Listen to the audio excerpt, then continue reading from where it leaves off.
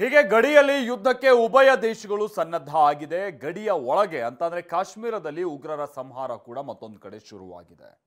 ಮನೆ ಮನೆಗೂ ನುಗ್ಗಿ ಉಗ್ರರ ಬೇಟೆಯಾಡೋ ಪ್ರಕ್ರಿಯೆ ನಡೀತಾ ಇದೆ. ಈ ನಡುವೆ ಮತ್ತೆ 3 ಉಗ್ರರಿಗೆ ಸಂಬಂಧಪಟ್ಟ ಹಾಗಿನ ಮನೆಗಳನ್ನ ಉಡೀಸ್ ಮಾಡಲಾಗಿದೆ. ರಕ್ತದಾಹಿಗಳ ರಣಬೇಟೆಗಿಳಿದ ಸೇನೆಯಿಂದ ಉಗ್ರ ಶಿಕಾರಿ.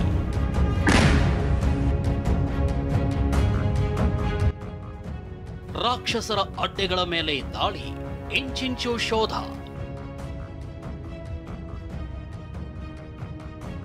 ಕಳೆದ 24 ಗಂಟೆಯಲ್ಲೇ 7 ಉಗ್ರರ ಮನೆಗಳು ಒಡೀಸ್. ಬೇಟೆ, ರಣಬೇಟೆ. ರಕ್ತದಾಹಿ ಉಗ್ರರ ಹುಟ್ಟಡಗಿಸಲು ಭಾರತೀಯ ಸೇನೆ ಮತ್ತು ಕಾಶ್ಮೀರ ಪೊಲೀಸರು ಬೇಟೆಗಿಳಿದಿದ್ದಾರೆ. ಈ ಮಧ್ಯೆ 7 ಉಗ್ರರ ಮನೆಗಳು ಒಡೀಸ್ ಆಗಿದ್ದು, ಜಮ್ಮು ಕಾಶ್ಮೀರದ ಪೊಲೀಸರು ಮತ್ತು ಸ್ಥಳೀಯ ಆಡಳಿತದ ಅಧಿಕಾರಿಗಳು ಮನೆಗಳನ್ನ ನೆಲಸಮ ಮಾಡಿದ್ದಾರೆ.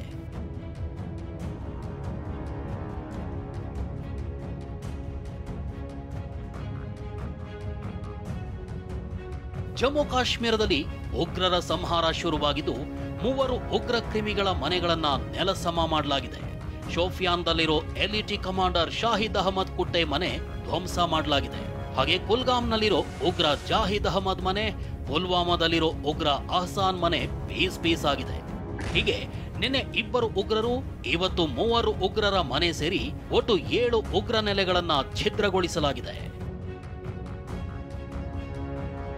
इनके जो घर हैं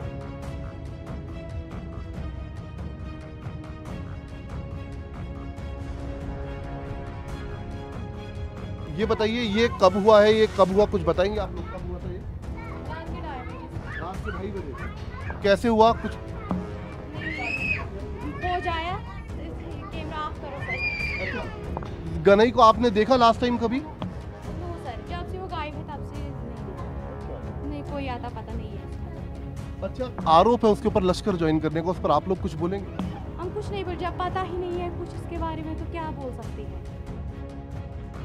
ಉಗ್ರರ ವಿರುದ್ಧ ಸೇನೆಯಿಂದ ಆಕ್ರಮಣ ಆಪರೇಷನ್. 175ಕ್ಕೂ ಹೆಚ್ಚು ಶಂಕಿತರ ವಶ, ಮನೆ ಮನೆಗೂ ನುಗ್ಗಿ ಶೋಧ.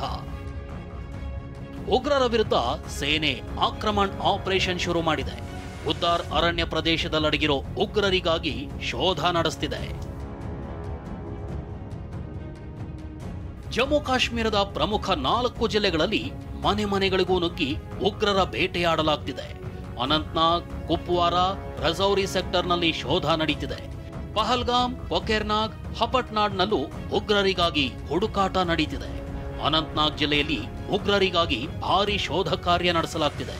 ಪೊಲೀಸರು, ಸೇನೆ, ಅರೆಸೇನಾ ಪಡೆಯು ಕಾರ್ಯಾಚರಣೆ ನಡೆಸುತ್ತಿದ್ದು, ಡ್ರೋನ್ಗಳ ಸಹಾಯದಿಂದ ಅರಣ್ಯದಲ್ಲಿ ಕೋಂಬಿಂಗ್ ನಡೆಸಲಾಗ್ತಿದೆ. ಉಗ್ರರಿಗೆ ಸಾಥ್ ಕೊಟ್ಟವರು ಸೇರಿ 175ಕ್ಕೂ ಹೆಚ್ಚು ಶಂಕಿತರನ್ನ ವಶಕ್ಕೆ ಪಡೆಯಲಾಗಿದೆ. ಜಮ್ಮು ಕಾಶ್ಮೀರದ ಕುಪ್ವಾರದಲ್ಲಿ ಉಗ್ರರ ಅಡಗುತಾಣ ಪತ್ತೆಯಾಗಿದೆ. ಅಡಗುತಾಣದಲ್ಲಿ ಅಪಾರ ಪ್ರಮಾಣದ ಶಸ್ತ್ರಾಸ್ತ್ರ, ಸ್ಫೋಟಕ ಸಿಕ್ಕಿದೆ.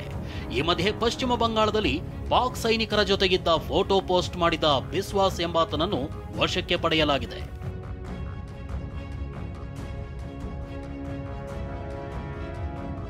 ಈ ನಡುವೆ ಪಹಲ್ಗಾಮ್ನಲ್ಲಿದ್ದ ಪ್ರವಾಸಿಗ ಶ್ರೀಜಿತ್ ಎಂಬುವರ ಕ್ಯಾಮೆರಾದಲ್ಲಿ 2 ಅನುಮಾನಾಸ್ಪದ ವ್ಯಕ್ತಿಗಳ ಓಡಾಟದ ದೃಶ್ಯ ಸೆರೆಯಾಗಿದೆ. ಬೈಸರನ್ನಲ್ಲಿ ತಮ್ಮ ಮಗಳ ವಿಡಿಯೋ ಮಾಡ್ತಿದ್ದಾಗ 2 ಶಂಕಿತರು ನಡ್ಕೊಂಡು ಹೋಗಿದ್ದಾರೆ. ಇವರೇ ದಾಳಿಕೋರರಿರಬಹುದೆಂಬ ಶಂಕೆ ವ್ಯಕ್ತವಾಗಿದೆ. 14 ನರ ರಾಕ್ಷಸರ ಹಿಟ್ ಲಿಸ್ಟ್ ರೆಡಿ ಮಾಡಿದ ಕೇಂದ್ರ ಗುಪ್ತಚರ ಇಲಾಖೆ. ಉಗ್ರರ ವಿರುದ್ಧ ಸೇನೆ ಕಾರ್ಯಾಚರಣೆ ನಡೆಸುತ್ತಿದ್ರೆ, ಇತ್ತ ಕೇಂದ್ರ ಗುಪ್ತಚರ ಇಲಾಖೆ 14 ಮೋಸ್ಟ್ ವಾಂಟೆಡ್ ಉಗ್ರರ ಪಟ್ಟಿಯನ್ನ ಬಿಡುಗಡೆ ಮಾಡಿದೆ. ಸೋಪೂರ್ ಜಿಲ್ಲೆಯ ಅದಿಲ್ ರೆಹಮಾನ್ ಡೆಂಟು ಲಷ್ಕರ್ ಎ ತೊಯ್ಬಾದ ಜಿಲ್ಲಾ ಕಮಾಂಡರ್ ಆಗಿದ್ದಾನೆ. ಅವಂತಿಪೋರಾದ ಆಸಿಫ್ ಅಹಮದ್ ಶೇಖ್ ಜೈಷ್ ಎ ಮೊಹಮ್ಮದ್ ಉಗ್ರ ಸಂಘಟನೆ ಜಿಲ್ಲಾ ಕಮಾಂಡರ್ ಆಗಿದ್ದಾನೆ. ಲಷ್ಕರ್ ಎ ತೊಯ್ಬಾ ಸಂಘಟನೆಯ ಉಗ್ರರಾದ ಅಹ್ಸನ್ ಅಹಮದ್ ಶೇಖ್ ಹಾಗೂ ಹಾರಿಸ್ ನಜೀರ್ ಪುಲ್ವಾಮಾ ನಿವಾಸಿಗಳಾಗಿದ್ದು, ಶೋಫಿಯಾನ್ನ ಶಾಹಿದ್ ಅಹಮದ್ ಕುಟ್ಟೆ ಲಷ್ಕರ್ ಎ ತೊಯ್ಬಾ ಹಾಗೂ ಡಿಆರ್ಎಫ್ ಸದಸ್ಯನಾಗಿದ್ದಾನೆ. ಇನ್ನು ಜೈಷ್ ಎ ಮೊಹಮ್ಮದ್ ಸಂಘಟನೆಯ ಉಗ್ರರಾದ ಅಮೀರ್ ನಜೀರ್ ವಾನಿ ಹಾಗೂ ಯವಾರ್ ಅಹಮದ್ ಭಟ್ ಪುಲ್ವಾಮಾ ನಿವಾಸಿಗಳಾಗಿದ್ದಾರೆ. ಶೋಫಿಯಾನ್ನ ಆಸಿಫ್ ಅಹಮದ್ ಖಂಡಾಯ್ ಹಿಜ್ಬುಲ್ ಮುಜಾಹಿದೀನ್ ಉಗ್ರ ಸಂಘಟನೆ ಸದಸ್ಯ.